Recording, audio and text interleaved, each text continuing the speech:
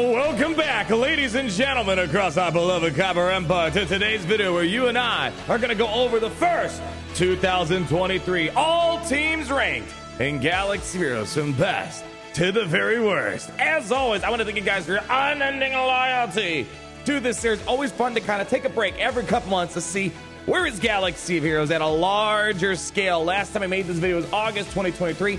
Oddly enough, not a ton was added since then. A couple of Omicrons and teams, of course, but just enough for us to cover a new update. And last time we got 111 billion views and 4.2 billion likes. Feel free to comment down below. I always like to try to make this better than before and make it more easy. I know all the teams, but I want to make this helpful for you guys out there. I had a comment last video saying, can I maybe just make this list with just every character only once? You can't do duplicates. We're not doing that in today's video, because the problem is it's gonna be too limiting. And Padme Commander Tano is great. I don't use her, but for some folks that might not have Master Kano, I think it's worth still putting it on there. Another example is Jedi Knight Revan. I like to put multiple Jedi Knight Revan teams because as your roster grows, you're gonna upgrade your Revan team. But if I only put one Revan in, you might not have a good idea what to use of Revan if you're at the lower divisions. And also, to further clarify, these are not ranked in any particular order within their branch. So not much has changed of Chromium, Bronze, and Carbonite. Mostly just kind of lower tier stuff out there for a lot of people to build those early teams as they're climbing up Grand Arena and Territory Wars. The most notable change in Chromium is the addition of the Bausch Leia Hutt Cartel team. As you're building up Jabba the Hutt, you might want to know, well, what can I do with the requirements? How good are they before Jabba the Hutt?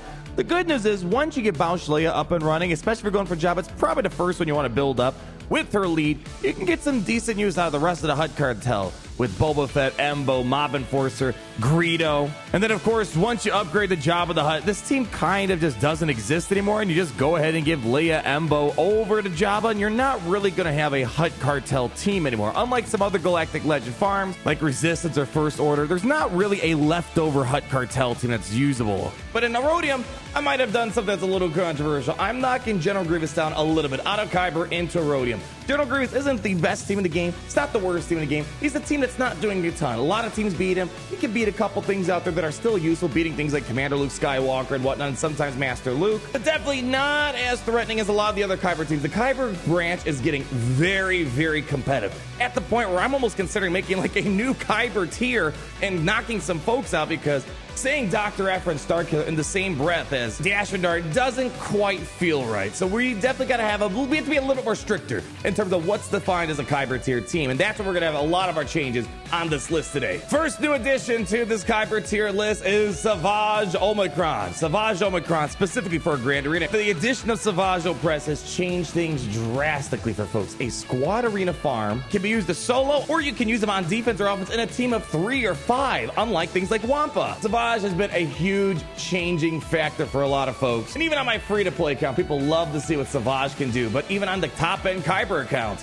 people like to use Savage of Starkiller and a variety of other things out there. Darth Traya Omicron is also new to this list. Still kind of fresh, could get nerf potential. We're waiting to see, but the fact of the matter is Darth Traya has pretty much made Lord Vader obsolete on defense. When Lord Vader gives out max banner wins on defense, if you have the Traya Omicron, this possibly will get nerfed down the road. But as of now, Darth Traya is amazing in the Grand Arena landscape, much more so than before. Where before, without the Omicron, she's kind of an Erodium tier team, definitely easily a Kyber tier team. Once you move up, even on the free-to-play account, we were able to take Darth Traya and go up against General Anakin Skywalker with low gear Sith. Even if this does get nerfed against Lord Vader, it's still really darn good. Dr. Aphra, new to this list as well. One of my absolute favorite teams in the game. Probably my favorite team in the game right now. A lot of fun. Ultimate glass cannon team. And the thing is, you don't really even need the Omicrons to make it work. The Omicrons make it better, but she's great in territories and Grand Arena, which is fantastic. Of course, BT and Trip are going to be on that team to give her that 100% Terminator. People are finding some good flex split in the last 2 slots, but Darth Vader, the other reason why I like this team, Darth Vader has a really good staple home finally. Once you're in higher echelons of Kyber and you're not using Vader with Palpatine and Starkiller too much, you're going to get a lot of mileage out of Dr. Aphra, beating multiple Galactic Legends, and in my opinion, I do like her a little bit more than Starkiller in terms of performance. Sana Staros, one of the requirements for Dr. Aphra Aphra brought to life a new team that just never exists, with the use of Cara Dune and Stormtrooper on for massive turn meter gains and control over your enemy. Then Rebel Officer Leia Organa laying down the firepower with Captain Han backing up in case you need that revive. You're going to get a lot of great use out of that requirement, and especially if you have these rebels that you've geared up for other stuff, you can get some use out of them here. Now, Zori Bliss is still a little bit new on the block, but she's already making some ripples in Galaxy of Heroes. Even without Omicrons and Datacrons, we're able to get her to beat things like Jabba the Hutt. Now, of course, that could change when Omicrons and Datacrons get factored in, but the fact that one character lifted a lot of mostly relatively useless resistance in Grand Arena and territories to a level where now they can compete with some big boys is a huge change, and really curious to see how this is going to hold up throughout 2023. Will it drop? Will it maintain? Is it going to be like Iden Versio, or Iden Versio still to this day, a year later, is still a very good offensive defensive team?